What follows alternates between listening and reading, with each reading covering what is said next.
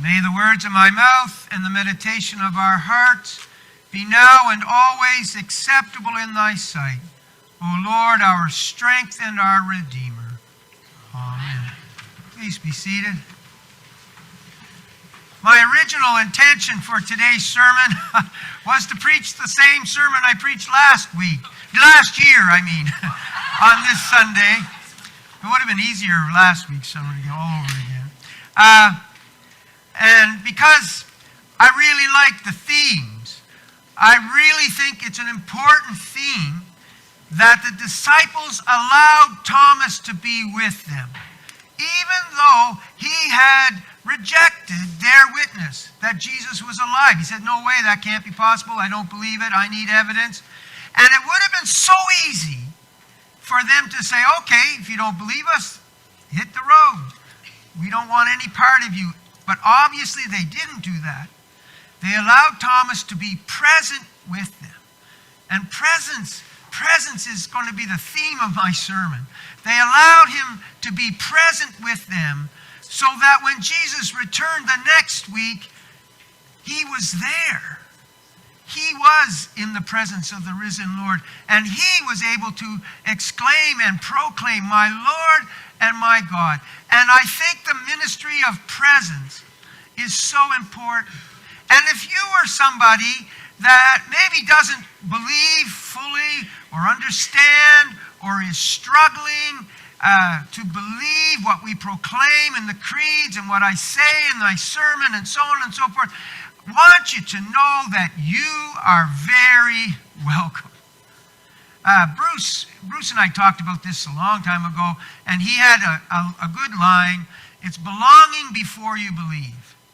And I thought that was a helpful way of seeing it. So everybody is welcome, just like Thomas was. And the other thing I was going to speak about at length was the first part of the gospel reading, which is the absence of Jesus when they gather in that room, and compared to the opposite when he is present, and the huge difference that makes. But I was going to use the psalm as a segue into that message, and I got so enraptured with the psalmist's prayer and words that I think I'm just going to spend more time talking, or most of the time, talking about the psalm. And in particular, verse 11 is the theme that I hope will come out loud and clear. "You show me the path of life. In your presence there is fullness of joy." I read a long time ago a story of a Hungarian bishop who, back in the Cold War days, Hungary was a communist country, and he was imprisoned on a regular basis for his faith. And I think this time he was in prison because he encouraged and kept the Christian schools going. And they put him in solitary confinement. And after he had been released, and years later, he was giving his testimony about that time in the United States. And he said to this audience, he said, they thought that being all alone would destroy me, would break me. But what they didn't know was I was not alone. The risen Christ was with me. And that bishop, I am sure, must have prayed Psalm 16 many times in his life. Psalm 16 starts off as a psalm of protection, as a psalm of need, that the Lord would be the psalmist's refuge and protector.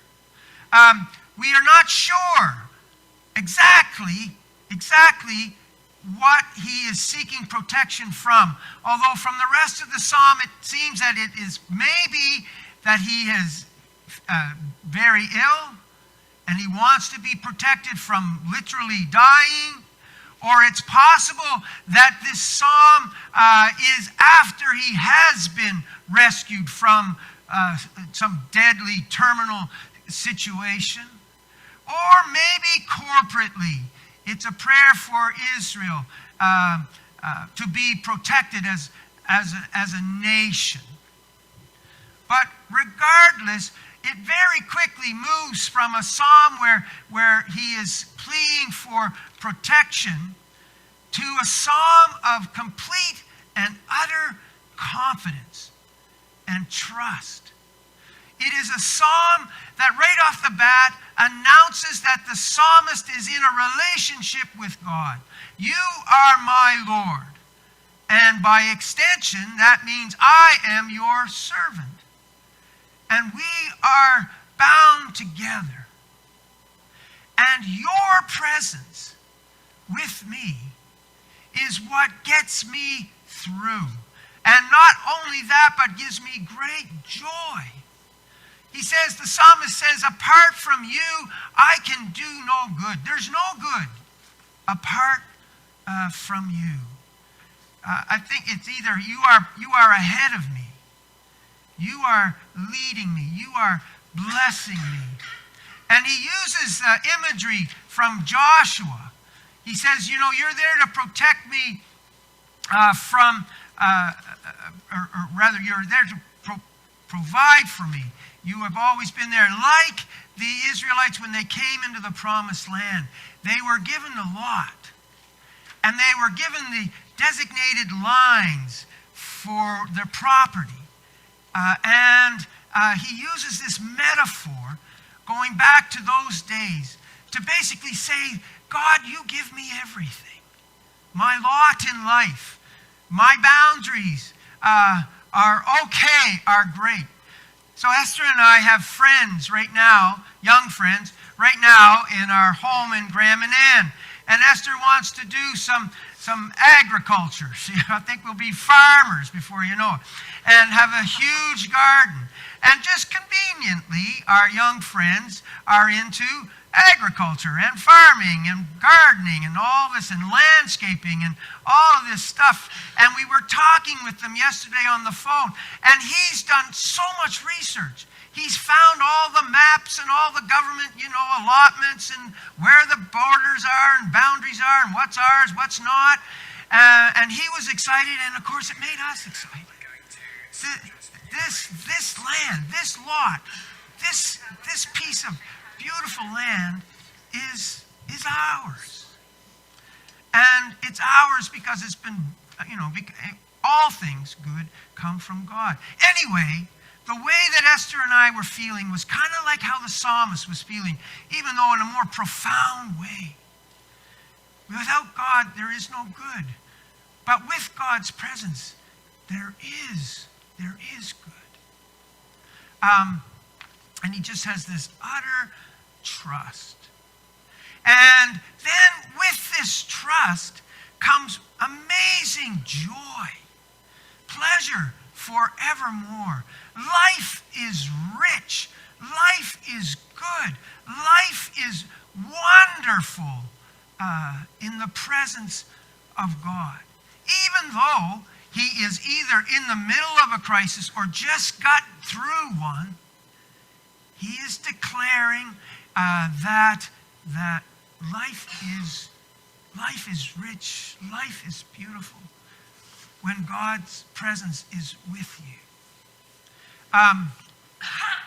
And he praises the Lord. I think the translation we used was bless the Lord. So when you have this trust, when you have this confidence in the presence of the Lord, and he is our refuge, you praise the Lord. And then you come around with all kinds of joy.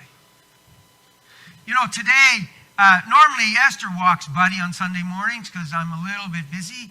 But I woke up really early, beautiful morning, and I took Buddy for a walk.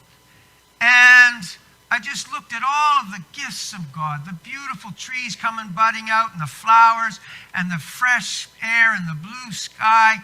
And I just rejoiced. And that's the spirit of of the psalmist. And so there's actually, I skipped this, I shouldn't have. There's actually two things going on, two things that might be threatening the psalmist. One is, as I've mentioned, the threat of death. And the second is the threat of turning to other things to give meaning, to give protection, to give real life.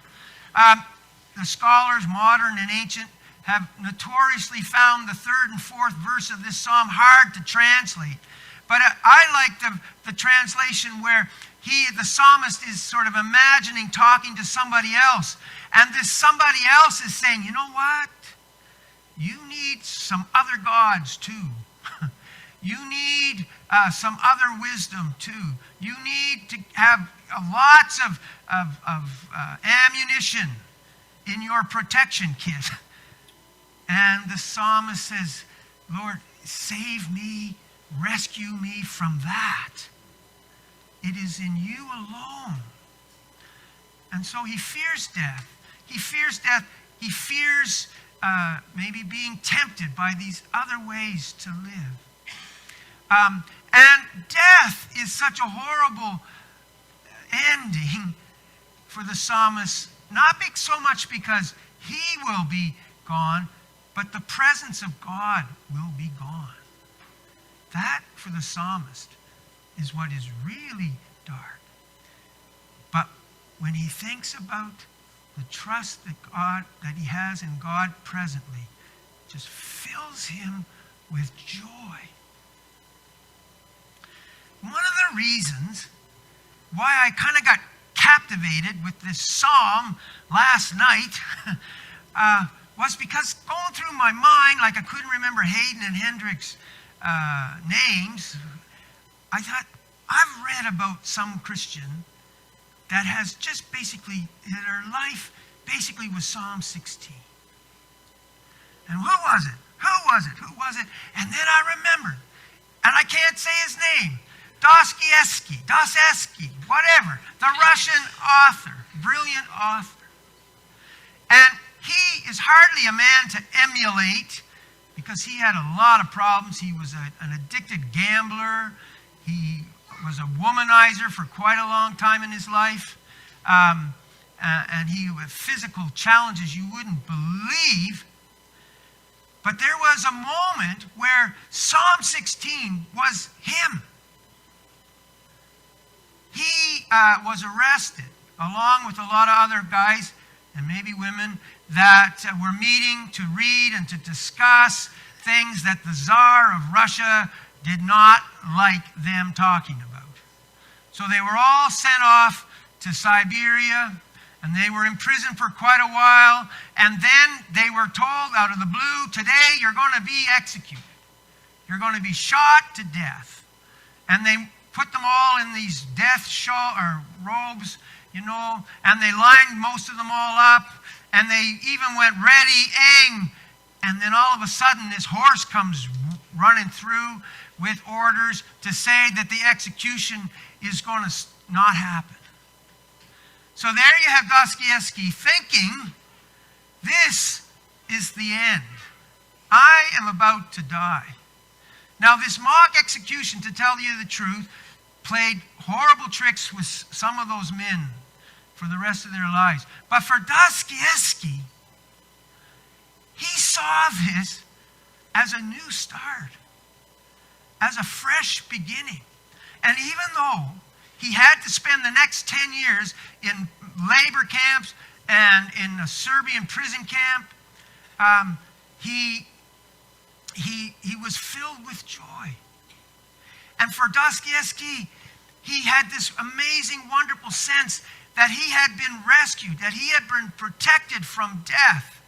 And the only book he had in prison was a New Testament that was given to him by a woman, a caring woman. And he read the New Testament over and over and over and over again. And he knew that the presence of God was with him. And he lived life, even under horrible circumstances, with great joy, with great delight. And then he would, go on to be this famous author who had so many Christian themes in his books. I just wanted to read you what he wrote as a thank you note to the woman who gave him the New Testament. Dostoevsky spent the next 4 years in hard labor and then another 6 in exile. At the end of that decade, he emerged with unshakable Christian convictions as expressed in a letter he wrote to the woman who had given him the New Testament. This credo is very simple. Here it is. To believe that nothing is more beautiful, profound, sympathetic, reasonable, and more perfect than Christ. Even more, if someone proved to me that Christ is outside the truth, then I would prefer to remain with Christ rather than with the truth.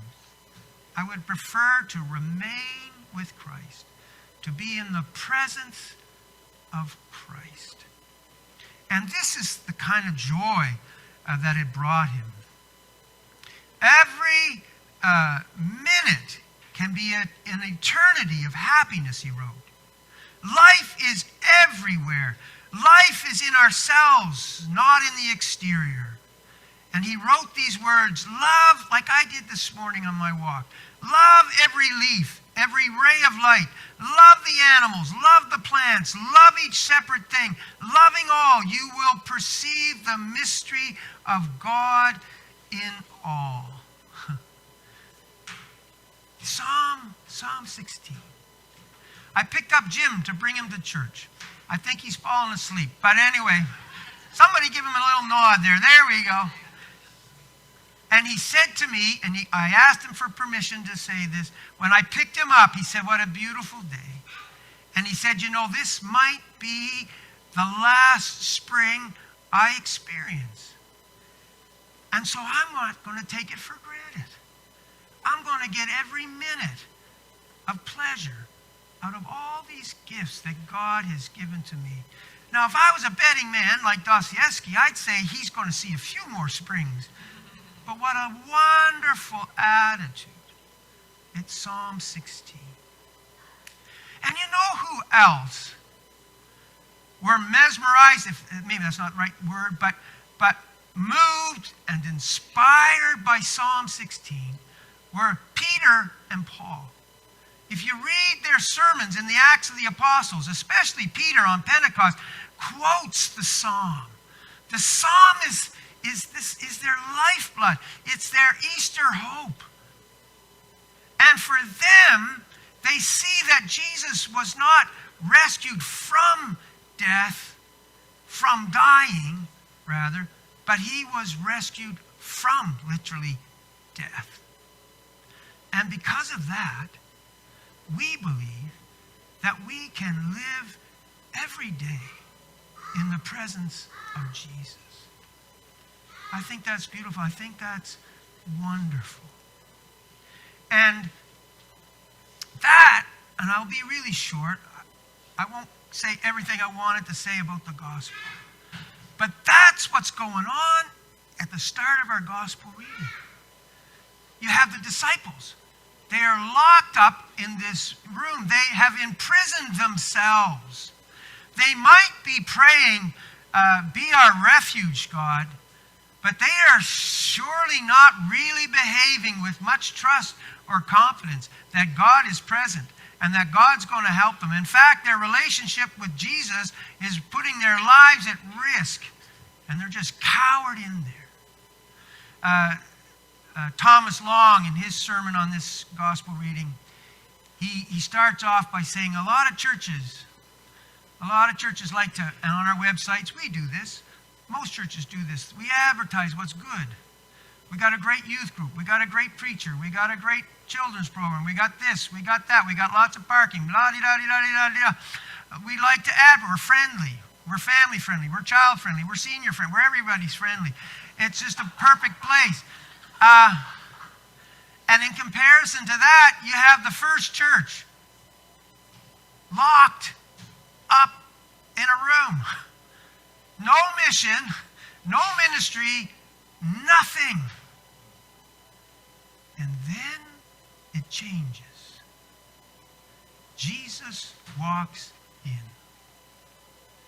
Jesus is present. And they change. And they have everything. They don't need a plan. They don't need all these things.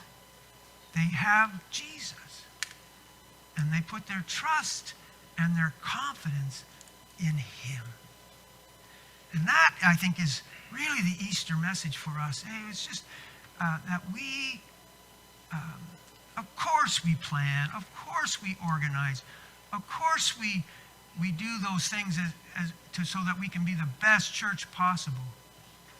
But we primarily need to have Jesus present. That's the main thing. So I really like to play. I'm really grateful to all our actors. And Colleen, she was at the cross, and her ministry was the ministry of presence. Just to be with Jesus, somebody who loved him. In case he looked at her, he would know that somebody was there and with them. And I think one of the most important ministries that we can provide is that ministry of presence. Not necessarily having the answers, not necessarily having the right words, but just being there with people who are lonely or sad or grieving or happy and celebrating. Just being there. And that's the way God in Jesus is with us. Amen.